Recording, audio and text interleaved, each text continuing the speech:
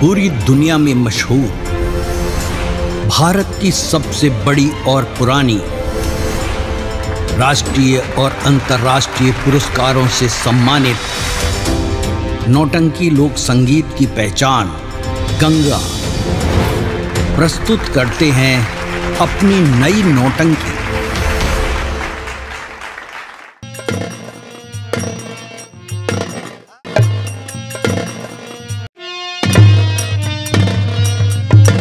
जाने तो पहले अपना नाम तो बताती जाओ। मेरा नाम? हाँ, मेरा नाम पूजा है। आज के बाद सुबह शाम पूजा ही पूजा मैं करता रहूंगा। देखो, करते रहो, लेकिन मुझे यहाँ से अरे मेरी बात तो सुनो पूजा। मेरा नाम राज सिंह है। मैं महाराज सौरजन सिंह का छोटा भाई हूँ। तो मैं क्या करूँ? अरे मेरी एक बात मान ले, तेरी कसम, अपने बड़े भाई की कसम, कहना क्या चाहते हो? मैं यहाँ की महारानी बनाऊंगा। हाँ, तुम्हारे भालू जैसे शकल पर मैं तुमसे शादी करूंगी। हे रजवा, हे दलारे, हे राजा। बाटे बाटे बाटे क्यों रे? ये बता, मेरी शकल भालू बंदर जैसे दिखती है? नहीं, भालू बंदर कसना ही जान पगलान कुकुरा सारा बाबा। कहने का मतलब मैं भालू बंदर जैसे दिखता हूँ? जी हाँ। आज यही भालू बंदर तुम्हारे साथ ऐसी हरकत करेगा ना, तो किसी को मुंह दिखाने लायक नहीं रहेगी। कहना क्या चाहता है? कहना ये चाहता हूँ कि मैं तुमसे प्यार करूंगा। सीधे नहीं मानेगी तो टेढ़े करूंगा। एक बार नहीं, हजारों बार इनकार है और इनकार ही रहेगा। इनकार है तो देख, इस रास्ते में यहाँ पर कोई तेरा साथ नहीं देगा। आज राज सिंह वही करेगा जो मेरा दिल चाहेगा। बुला, आज जिसे भी बुलाना चाहते बुला, देखता हूँ कौन। मुझे बचाने वाले मेरे भगवान आएंगे। कौन भगवान रे? राम आएंगे। उस राम की बात करती है? जी हाँ। अरे जिसकी पत्नी को रावण हल ले गया था, तो वही राम गलियों में, जंगलों में, वनों में कहता था, मेरी सीते कहाँ हो, मेरी सीते कहाँ हो। अरे तेरा भगवान जब अपनी पत्नी की खोज नहीं कर सका, तो साला तेरी हिफाजत क्या करेगा? मैं कहती हूँ मुझे यहाँ से जाने दो। नहीं जाने दूंगा। और कोई है तो बुला साले को। कौन है? मुझे बचाने के लिए मेरे किशन भगवान आएंगे। क्या कहा? किशन भगवान? जी हाँ। अरे तेरा वही किशन भगवान जो पैदा होते ही पड़ोसियों के यहाँ दूध दही मक्खन की चोरी किया, और जब बड़ा हुआ तो ग्वाल बालों के साथ रलिया मर जाता था। तेरा किशन भगवान बांसुरी बजाना जानता है, बंदूक चलाने नहीं। अगर तेरा किशन आएगा ना, तो कसम बड़े भाई की कसम, तेरे उसको भी जान से मार दूंगा। और कोई है तो उसे भी बुला। मैं कह रही हूँ मुझे जाने दो। जाने दो? जी हाँ। जाएगी? जी हाँ, जाऊंगी। कैसे जाएगी? मैं ऐसे देखता हूँ कहाँ जाएगी।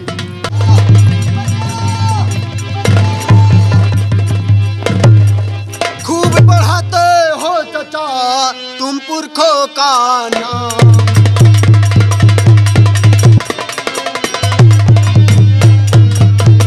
खूब बढ़ाते हो चचा तुम पुरखों का नाम। सर में आती है नहीं ऐसे करते काम।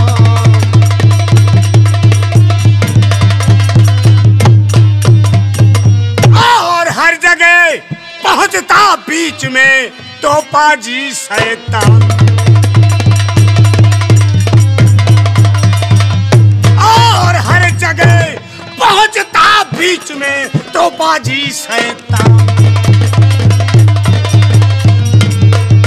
और हर जगह पहुंचता बीच में तोपाजी शैतान। अरे लगता है तुझको नहीं अपनी प्यारी जान। चाचा जी, आप अपनी रैयत पे, इज्जत पे डाका डाल रहे हैं। आपको यह सोचना चाहिए कि मेरी नगर की एक लौंडिया है, लेकिन है धराम सिंह, तू पढ़ाई कर रहा है, पढ़ाई पे ध्यान दे, और मैं जो कर रहा हूँ मैं उस पर ध्यान दे रहा हूँ। और हाँ, हर जगह बीच में कुत्ते की तरह टांग मत फंसाया कर। चाचा जी बस इज्जत इसी में है कि आप सीधे साधे यहाँ से चले जाइए। मैं आपका शकल नहीं देखना चाहता हूँ। जा रहा हूँ, लेकिन देखता हूँ इसे कौन ले रहा है। आवाज ऊंची नहीं। एक दिन तो इसकी रंगीन जवानी जरूर खेलूंगा। चाचा। नाम है, तू भी याद रखना भतीजे, धर्म सिंह। जा रहा हूँ, जो होगा देखा जाएगा चाचा। जाइए।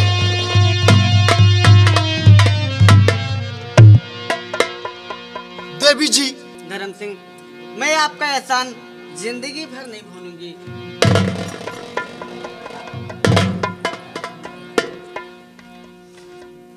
मैं ये जानना चाहता हूँ कि आप कहाँ के रहने वाली हैं और आपका क्या नाम है?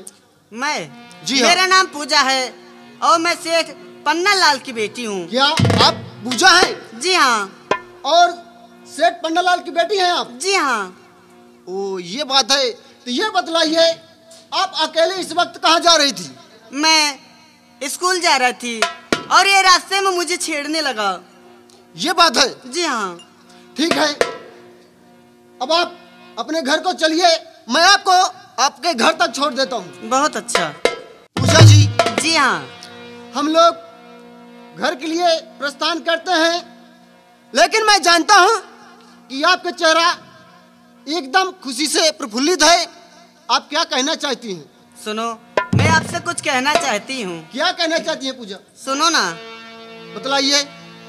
और आपके भोली शक्ल पर मेरे दिल मेरा कुर्बान। क्या कह रही हो? जी हाँ। ये गलत बात है।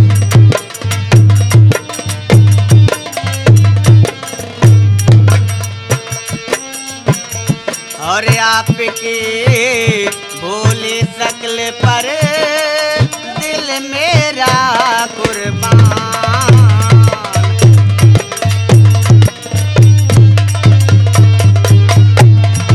और आपकी भोली शक्ल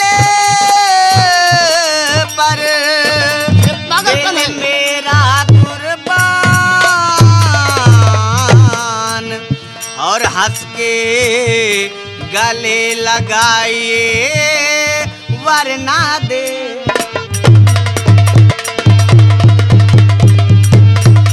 पूजा जी, जो आप सोच रही हो ऐसा कभी नहीं हो सकता। क्यों नहीं हो सकता? क्या प्यार करना गुनाह है क्या? तो सुनो, मैं क्या कहना चाहता हूँ। कहना क्या चाहते हो तुम? जो फर्ज था मैं अपना निभाया उसको आज। पूजा जी।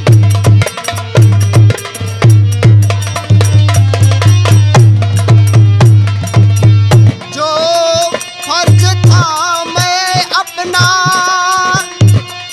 उसको निभाया इतना सुन लीजिए, चलिए घर की।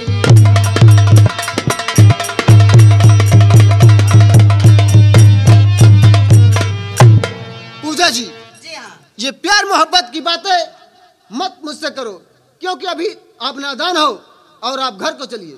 सुनो, मैं आपसे और कुछ कहना चाहती हूँ। क्या कहना चाहती? सुनो। ओ धर्म राजा मुझको गले से लगाओ। तुम्हारा दिमाग खराब है क्या? जी हाँ, मेरा दिमाग खराब हो गया आपके प्यार में। ओ धर्म राजा मुझको गले से।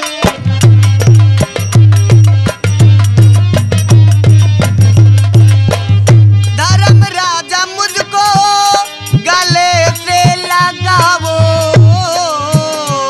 धर्म राजा मुझको गले से लगाओ। और ये चढ़ती जवनिया तपन।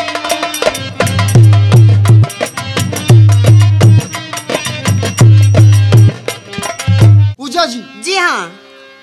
मैं जो कह रहा हूँ, आपकी मैं परीक्षा ले रहा था। आप मेरी परीक्षा ले रहे जी थे? हाँ। और मैं तो यह सोचता था कि देखो ये मुझे पहचान पाती है या नहीं। मैं प्यार आपको बेहद करता हूँ। आप मुझसे बहुत प्यार करते जी हैं। हाँ। मैं आपको पहचान नहीं पाई। मेरा नाम धर्म है और आपका नाम पूजा जी है। जी हाँ। तो एक पूजा बार जी। मुझे हंसकर अपने सीने से लगा लीजिए ना। पूजा जी, जी हाँ। यही तो मैं भी चाहता हूँ। धर्म, धर्म।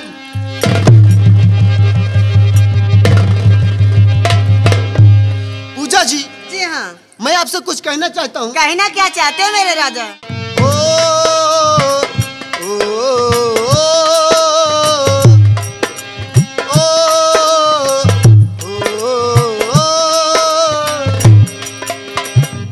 हम तुम्हें इतना प्यार करेंगे, हम तुम्हें इतना प्यार करेंगे कि लोग हमें याद करेंगे, कि लोग हमें याद करेंगे। ओ, ओ, ओ,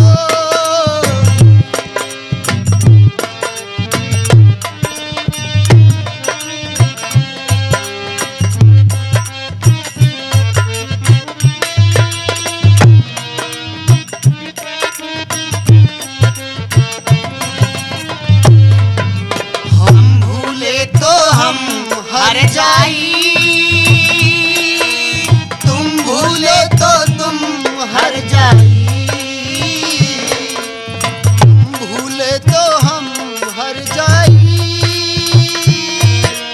तुम भूलो तो तुम हर जाई।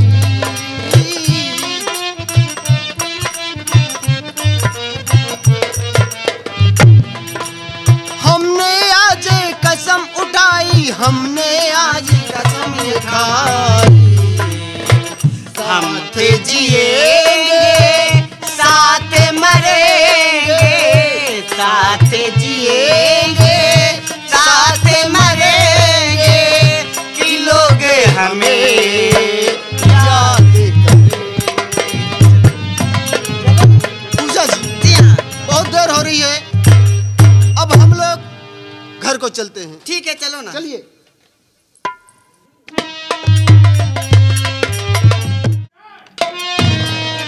ए भैया कहाँ बा? अरे कमरिया के पतरी, ए कमरिया के पतरी, अरे कमरिया के पतरी, अरे कमरिया के पतरी, अरे भौजी हमार बाका मरिया के पतरी, भौजी हमार बाका।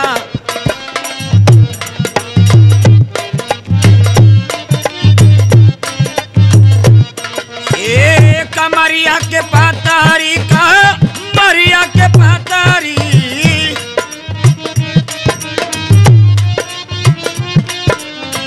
कमरिया के पतरी का मरिया के पतरी, भौजी हमार बाका मरिया के पतरी।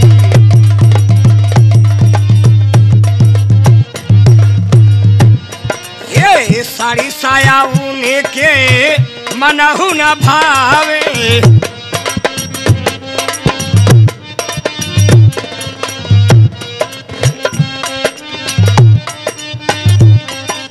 ये साड़ी साया ऊने के मनहु न भावे, पहन के ये घूमे लगी आजकल में काशी, पहन के ये घूमे लगी आजकल में काशी, भौजी हमार बाका मरिया के पतरी, भौजी हमार।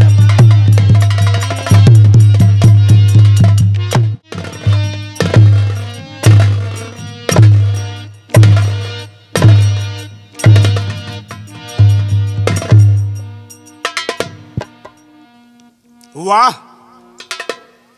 आज मैं क्या देख रहा हूं? जब भी मैं शर्मिली के पास आता था, यह मुस्कुराकर मुझको गले लगा लेती थी, लेकिन आज इसने सर को नीचे कर लिया। कहने का मतलब लगता है शर्मिली मुझसे नाराज है। अब मैं स्वयं चलूंगा इसे मनाऊंगा और इसे पूछूंगा कि आखिर नाराज होने का कारण क्या है।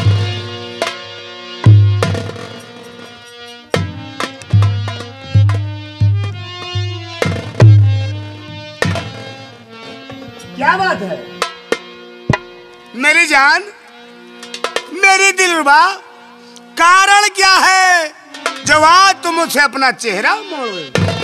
बोलो।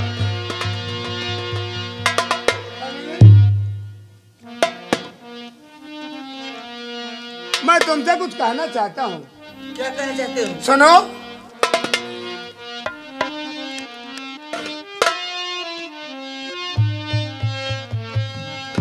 और मृग नैनी माहे जबी लिया क्यों मुखड़ा मोर।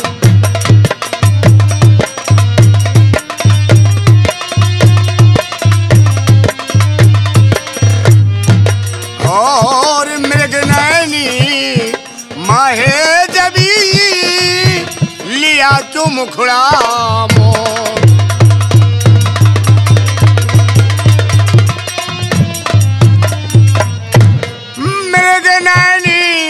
माहे जबी लिया तो मुखड़ा मोर। और माफ करो ऐ जाने मन हो गई मुझसे देर।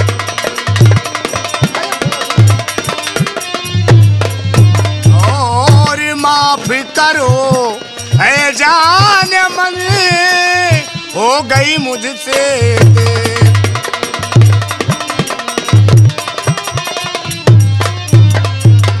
प्यारी शर्मिली, बताओ नाराज क्यों हो? कारण क्या है? अरे कुछ तो बोलो। बोलो। जब भी आते हो मुझे शादी का वादा करके जाते हो और मुझे साथ मौज मस्ती करके यहाँ से चले जाते हो। आज तक मैं तुम्हें देखती रहती हूँ कि जब भी आते हो मुझे शादी की उम्मीद देकर अपने महल को चले जाते हो। यानी मैंने जो वादा किया उसे पूरा नहीं किया, इसलिए तुम नाराज हो? हाँ, मैं भी तुमसे कुछ कहना चाहती हूँ। क्या कहना चाहती हो? बोलो ना। सुनो। हाँ। और बोलो तुम मुझसे नहीं, ले लो तुम तशरीफ।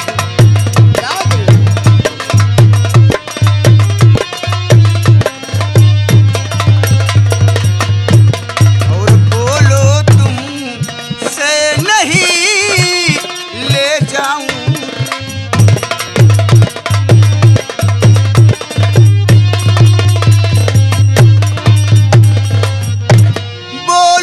तुमसे नहीं ले जाओ तशरीफ।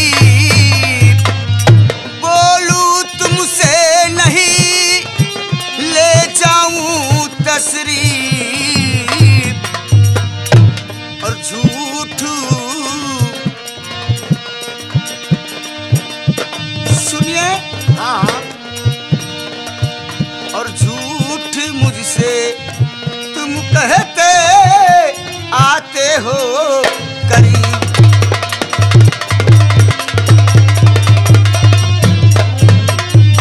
और झूठ तुम मुझसे बोलते करते हो तारीफ।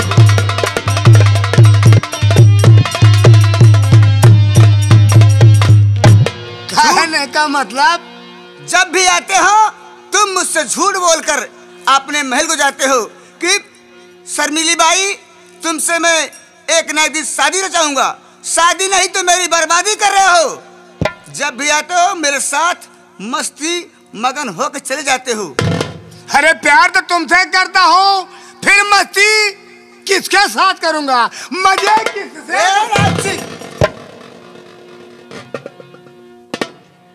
अब वो शर्मिली बाई नहीं है। मैं भी वादा कर चुकी हूँ कि जब तक मैं तुम्हारी पत्नी तुम्हारी महारानी या महालक्ष्मी बनकर तुम्हारे राजमहल में रह जाऊंगी, तब तक मैं तुमसे बात नहीं करूंगी। अच्छा, कहने का मतलब जब तक मैं तुम्हें अपनी दुल्हन न बनाऊं, हाँ, तुम्हारे साथ शादी न कर लूं, तब तक तुम मुझसे बात नहीं करोगी। तब तक मैं तुमसे बात नहीं करूंगी जब तक तुम्हारे हाथों से मेरे मांग में सिंदूर नहीं पड़ जाएगा। ये बात तो मेरे पास समय नहीं है, और जब तुम रूठती है तो ऐसा लगता है कि सारा संसार रूठ गया। मन्नालाल, आए बाबू साहेब। सुन मेरी बात, जहाँ है वहीं पर सुन। हाँ बाबू साहेब बताओ। पहले सिंदूर लेके आ। सिंदूर? आज मैं इसके कोठे पर इसकी मांग भरूंगा। ठीक है। और अपनी दुल्हन बना करके मैं वहाँ रात दरबार ले जाऊंगा। सच कहते हो? तुम्हारी सौगंध, आज ही तुम्हारे कोठे पर सबके सामने तुम्हारी मांग भरूंगा। हमेशा हमेशा के लिए तुम्हें मैं अपनी बनाऊंगा। ठीक है, मैं भी इसी दिन को इंतजार था कि जब तक तुम्हारे हाथों द्वारा मेरे मांग में सिंदूर नहीं पड़ेगा, तब तक मैं तुमसे बात नहीं करूंगी। राजा, आए बाबू साहेब। साले शुभ काम में देर नहीं होना चाहिए, याद रख बेटा। ना ही लंबरदार, हम कहीं पूजा पाठ करवा के लेके आवत है। ये ले। अरे अरे राम हो, क्या रे? कैसे कल है रहा था? खाना नहीं खाता साले? इतनी गरू है। हाँ, अरे राम हो। हाँ, लेकिन वादा करो शर्मिली, तुम्हारे मांग में सिंदूर भर दूंगा तो फिर दोबारा नाराज नहीं होगी। राज सिंह, मैं तुमसे वादा करती हूँ, अगर मेरी मांग में सिंदूर भर दोगे तो मैं तुमसे जीवन भर नहीं रहूंगी नाराज। तो ठीक है, इन सबके सामने मैं तुम्हारी मांग में सिंदूर भरूंगा और तुम्हें अपनी दुल्हन बनाकर। गंगा माई कसम। चुप साले, गंगा की माई कसम नहीं, राजू की माई कसम। साले मैं अपने भाई की सौगंध कर रहा हूं, बेच में मत बोल। सबसे पहले मुझे मांग भरने दे। इधर आओ, नाराज मत हो। बोलिए। 2 कदम तुम हो, 2 कदम मैं। ठीक है। ए बाबू, क्या रे? अगर डाला ना करेरन डारा क्या? यह सनुरवा मंगिया में। पागल है।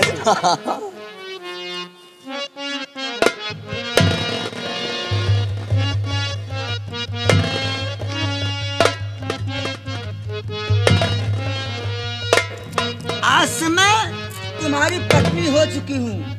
उठो। जात है मंडौर बाढ़ है। मंडौर क्या रे? अरे हाल औलाद बाढ़ है ना, कहने का मतलब हमारा परिवार आगे बढ़े। आगे बढ़े। क्या रे? हाँ बाबू, आज ही हमने शादी किया, आज ही तो परिवार बढ़ना चालू। ए बाबू साहब लेके जाए रास्ता में, लेके ना जाए, अगर कमरे में हल जाए ना, सीधा पानी लेके हल जाए। क्या सीधा पानी दे? जब तक बहुत क्षमा। ठीक है बेटा, अब देख, हम दोनों कहते हैं जब मियाँ बीबी राजी तो क्या करेगा काजी। स्याही नहीं है। अब तेरी कोई स्याही नहीं, कलम है, तेरी कोई जरूरत नहीं है। चुपचाप बेटा यहाँ से निकल जा, मुझे प्यार भरी बातें करने दे। बाबू साहब कैसे कर ब्याह? क्या रे? वह प्यारवा। प्यारवा की प्यार रे? कब कर तो ही नहीं बाबू साहब, कहा बताई। साले कोई दिखाने के चीज तो है नहीं कि प्यार कैसे किया जाता, मैं तुम्हें बता दूं। वो में आवाज आवत का? किसमें? वही में। बेटा जब मेरी तरह हो जाएगा तो समझ जाएगा। चल, समय मत। चलो, मैं आपसे कुछ कहना चाहती हूँ। अरे कहो ना। देखो, अब जब से मेरी मांग में सिंदूर पड़ गया ना, हाँ, तब से मैं तो तन बदन में आग सी लगी हुई है। आग लगी है? हाँ, और सुनो, मेरी जवानी जैसे छू रही है। अच्छा। हाँ, सुनो।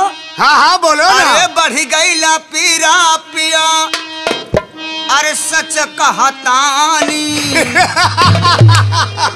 अरे बढ़ी गई ला पीरा पिया, अरे सच कहतानी।